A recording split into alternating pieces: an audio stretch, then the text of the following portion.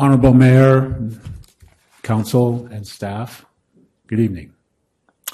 I want to talk about the cultural and historic resources and the overlay hotel and the impacts to those resources tonight.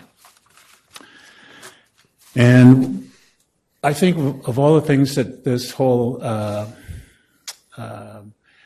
these culture wars have created is citizens advisory groups that have been formed in interest around the best for Petaluma. And one of those is Petaluma Historic Advocates.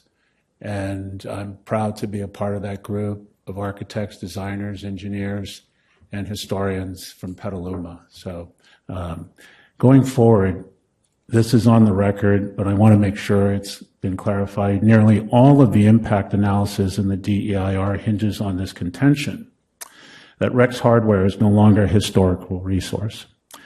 And if that's true, the entire block bounded by Petaluma Boulevard South, B Street, 4th, and C would no longer contain any historical resources, which could justify its removal. However, in reality, the 1995 National Register nomination was never amended to remove the partially reconstructed Rex Hardware store.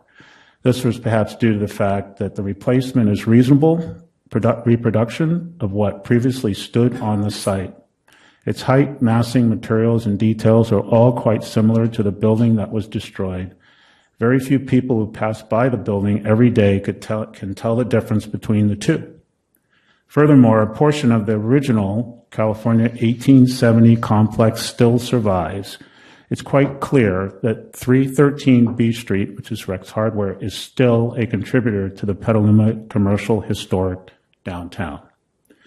And due to the fact that the majority of the proposed hotel is within the historic district, the proposed design should comply with the Secretary of Interior standards and the 1999 Petaluma Historic Commercial District Design Guidelines. Section 7.0 of the design guidelines deals with new construction, and the proposed 6-story hotel does not comply with the guidelines, including the one that states the average height and width of the surrounding buildings should determine a general set of proportions for an infill structure. This is at the National Park Service.